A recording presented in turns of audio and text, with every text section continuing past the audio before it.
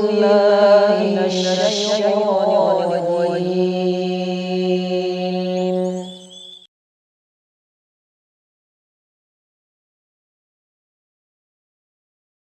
Sahabat khazanah dakwah yang Allah muliakan,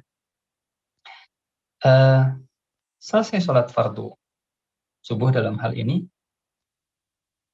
beliau kemudian berbalik badan menghadap ke para sahabat karena beliau sebagai imam.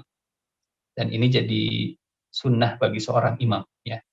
Jangan menghadap ke depan terus-terusan karena sholat sudah selesai. Membalikkan badan ke belakang, mengecek, mengabsen, memperhatikan, menghitung siapa yang hadir, siapa yang tidak hadir. Dengan bahasa sekarang, kalau seandainya kita bukan sosok imam, ya, setidaknya kita bisa memastikan bersilaturahim. Siapa yang datang, siapa yang tidak datang, siapa yang hadir, siapa yang tidak hadir. Dan di antara kebiasaan Nabi, selesai zikir, kemudian beliau ngobrol, membuka tema, membuka pembicaraan, ya, dengan para sahabatnya. Duduk, tidak langsung berdiri, tidak langsung pulang, duduk sampai terbit matahari. Sampai terbit matahari. Apa yang dilakukan oleh Nabi? Ya, selesai sholat, kemudian berzikir, ngobrol dengan para sahabat. Temanya apa? Macam-macam. Ini kalau bahasa kita mungkin kajian ba'da subuh lah ya. Meskipun nggak selalu Nabi yang berbicara. Tidak jarang yang berbicara itu justru para sahabat. Jadi para sahabat cerita masa lalunya di zaman jahiliyah, bahkan di satu riwayat sampai para sahabat itu mereka tertawa, menertawakan pengalaman mereka di masa jahiliyah. Dan apa reaksi Rasulullah Shallallahu Alaihi Wasallam? Beliau tersenyum. Ya. Jadi wajah beliau bukan sosok yang takut untuk ditatap. Setiap sahabat yang menatap wajah beliau selalu merasa bahwa dia adalah orang yang paling dicintai oleh Nabi. Ada riwayat begini, para sahabat sampai menyebut, ma ra'aitu ahadan aktsara tabassuman min Rasulillah. Saya tidak pernah melihat orang yang paling banyak senyumnya selain Rasulullah Sallallahu Alaihi Wasallam. Jadi selesai sholat subuh, beliau bertemu dengan sahabatnya dalam kondisi wajah ceria, full ceria. Ya, tentunya itu juga didukung dengan kebugaran fisik, karena kadang sulit untuk ceria kalau fisiknya juga nggak bugar. Apalagi kalau masih ngantuk, ya untuk bisa senyum itu tenaganya berat. Untuk narik bibir ke kanan ke kiri 5 cm dan bertahan lama, itu bukan hal yang mudah. Gitu. Mata sudah sepet, ini harus senyum, itu nggak gampang. Para sahabat mereka tertawa. Para sahabat mereka cerita tentang masa lalu, masa pribadinya, dan Nabi tersenyum. Kadang, sahabat khazanah dakwah yang Allah muliakan, kadang Nabi yang bertanya, adakah di antara kalian yang malam tadi bermimpi? Beliau kalau bahasa kita mungkin menggali apa sih yang terjadi di malam hari di antara para sahabatnya, kejadian apa yang mungkin bisa di-sharing yang terjadi di malam hari dengan para sahabatnya. Kata Rasul, adakah yang bermimpi malam hari tadi malam? Kalau ada, silahkan ceritakan, nanti Nabi yang akan mentakwilkan apa tafsirnya. Dan ya kalau bahasa sekarang ini mungkin kajian lah, kajian ba'da subuh, kajian setelah sholat subuh sampai terbit matahari, sambil menunggu matahari terbit. Nah, sahabat yang Allah muliakan, tidak jarang ya Rasulullah Shallallahu Alaihi Wasallam misalnya ada kejadian ini, ada satu peristiwa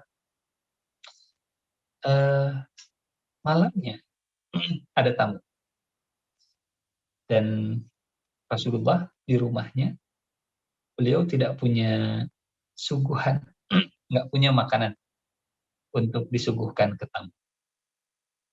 Sehingga Kata Nabi ke para sahabatnya selesai sholat Isya, siapa di antara kalian yang bisa menjamu tamu ini? Akhirnya para sahabat rebutan, saya ya Rasulullah, saya ya Rasulullah, saya ya Rasulullah. Oke, ada salah satu yang dipilih, tamunya dipersilahkan untuk ikut ke salah seorang sahabat. Diajak ke rumahnya, ternyata di rumahnya memang tidak banyak makanannya.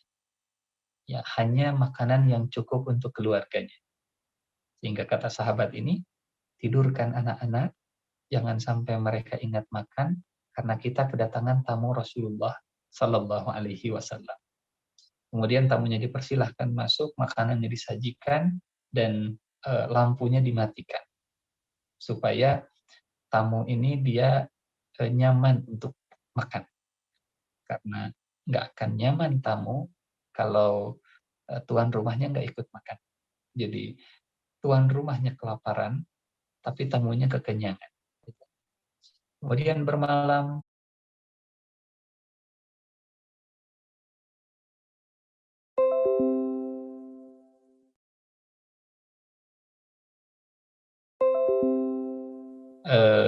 apa namanya?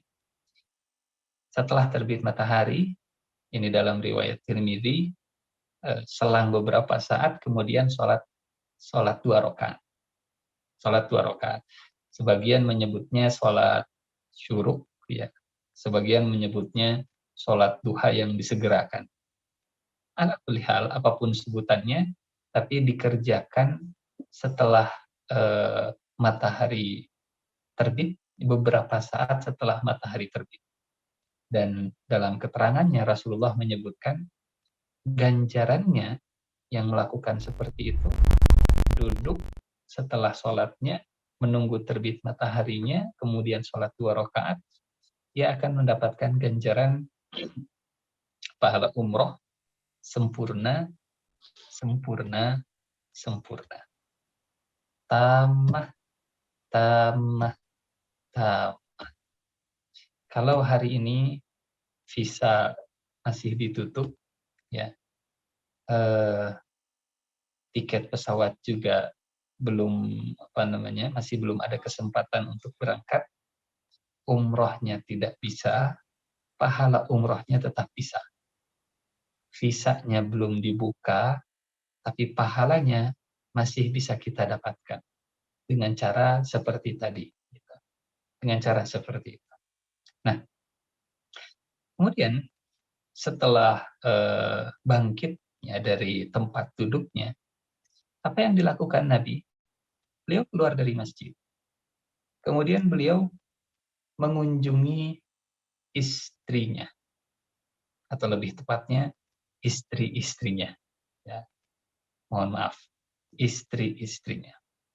Beliau keliling dari satu, kedua, dari Siti Aisyah, kemudian ke Siti Saudah, kemudian ke Siti Zainab, ke Sofia, dan seterusnya. Dikunjungi oleh Rasulullah Sallallahu Alaihi Wasallam. Nah, bagi para jombloan dan jomblowati, bagi para bujang hidin dan bujang hidat, ya bukan mujahidin, bujang hidin dan bujang hidat, ya setidaknya yang dikunjungi keluarga kita.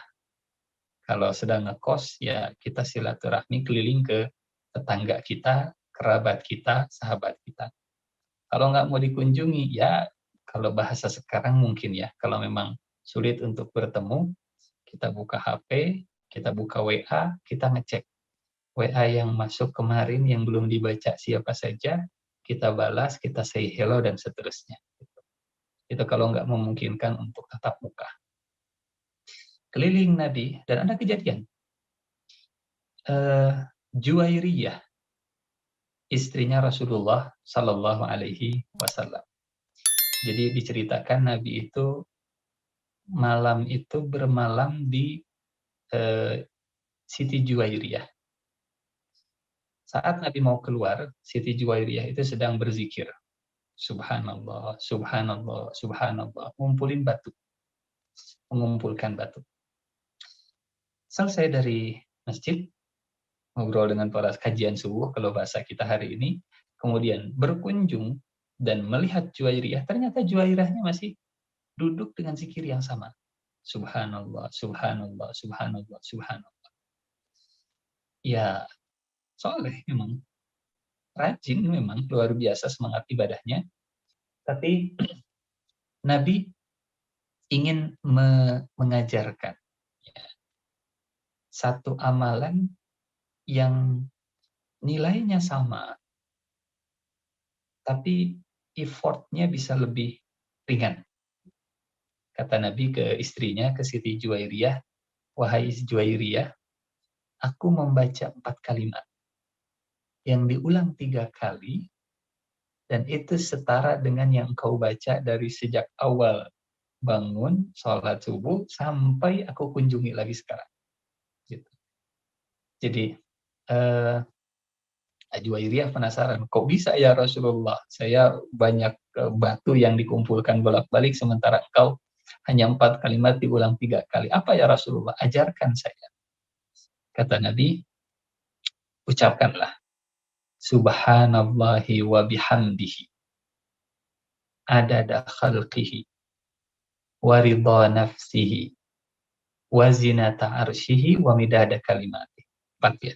Subhanallahi wa bihamdihi, maha suci Allah dan segala pujian untuknya. Adada khalqihi, wa ridha nafsihi, wa zinata arshihi, wa midada kalimati. Maha suci Allah dengan segala pujian untuknya, sebanyak ciptaannya, sebanyak keridhoannya, sebanyak perhiasan singgasananya, sebanyak tinta untuk kalimat-kalimatnya. Berapa banyak ciptaan Allah? Sangat banyak. Sebanyak itulah kita juga bertasbih dan memuji Allah. 4 kalimat diulang 3 kali, sama seperti yang dilakukan oleh Siti Juwairiyah. Dan zikir ini termasuk di antara zikir pagi yang biasa dibaca oleh Rasulullah Shallallahu Alaihi Wasallam.